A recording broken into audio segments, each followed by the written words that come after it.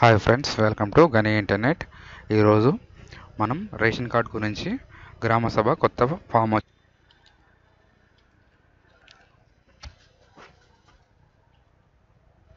Family head name రాసుకోవాలి ఇక్కడ.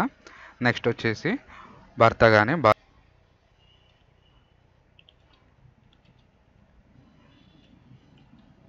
Husband, wife కానీ హస్బెండ్ కానీ ఇక్కడ నేము. నెక్స్ట్ ఇక్కడ మన మొబైల్ నెంబర్ ఇక్కడ రాసుకోవాలి. నెక్స్ట్ ఇక్కడ మన ration card type, ration card రకాలంటే మనది pink ration card, pink. Next male or female. Okay. Next ఇక్కడ చదువు 10th పాస్ ఆఫ్, లేకపోతే అంతకుమించి ఇంటర్ ఏమన్నా ఉంటే పెట్టుకోండి. Okay. Next date of birth ఇక్కడ మనకు వేసుకోవచ్చు. నెక్స్ట్ క్యాస్ట్, బీసీఆ, ఎస్సీఆ.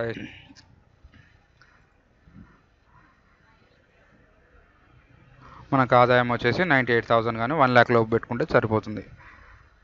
నెక్స్ట్ ఏం వర్క్ చేస్తున్నాం అనేది ఒక వర్క్ది, మనకి ఏం వర్క్ చేస్తున్నామో అది చేయాలి.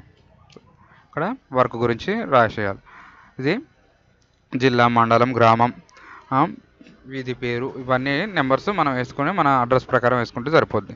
ఇక్కడ ఫస్ట్ నుంచి మన ఇంట్లో కొత్త రేషన్ కార్డు ఎవరెవరు పెట్టుకుంటున్నాం అనేది 1, 2, 3 అట్లా సీరియల్ నెంబర్ వేసుకొని, ఇలా ఫస్ట్ నేమ్ వచ్చేసి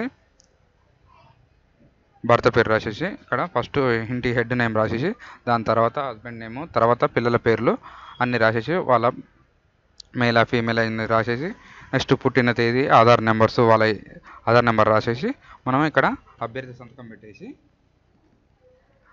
సంతకం పెట్టేసి ఏమేమి ఫామ్స్ ఇవ్వాలంటే ఇవన్నీ ఆధార్ కార్డు పెట్టాలి, కుటుంబ సభ్యుల ఆధార్ కార్డ్స్ అందరివి పెట్టాలి, గ్రూప్ ఫోటో ఉండాలి, మనం ఎంతమంది ఉంటున్నాం అనేది గ్రూప్ ఫోటో, జనన ధృవీకరణ పత్రం అంటే పిల్లల డేట్ ఆఫ్ బర్త్ జిరాక్స్, ఇవన్నీ జిరాక్స్ పెట్టేసి గ్రూప్ ఫోటో ఇక్కడ ఒకటి చిన్నది పాస్పోర్ట్ సైజులో గ్రూప్ ఫోటో చేయించి ఇక్కడ స్టాంప్ చేసుకోవాలి. స్టాంప్ చేసుకుని ఫామ్ వచ్చేసి ఎక్కడ ఇవ్వాలంటే మన ప్రజాపాలనది రీసెంట్గా ఇది గ్రామ సభలలో పెడుతున్నారు, అది ఎక్కడ మీరు పెడుతున్నారు అనేసి చూసి మనం అక్కడ పోయి ఫామ్ ఇచ్చేసుకుంటే సరిపోతుంది. ఈ ఫామ్ వచ్చేసి నేను డిస్క్రిప్షన్లో ఇస్తాను. నెక్స్ట్ మీ సేవ ద్వారా ఎలా అప్లై చేయాలి, ఏ ఫామ్ అప్లై చేయాలనేసి నేను ఒక వీడియో చేశాను, అది కింద ఇస్తున్నాను లింకు, అది కూడా వీడియో చూసుకోండి, మీకు డౌట్స్ అనేది క్లియర్ అవుతాయి. Thanks for the watch.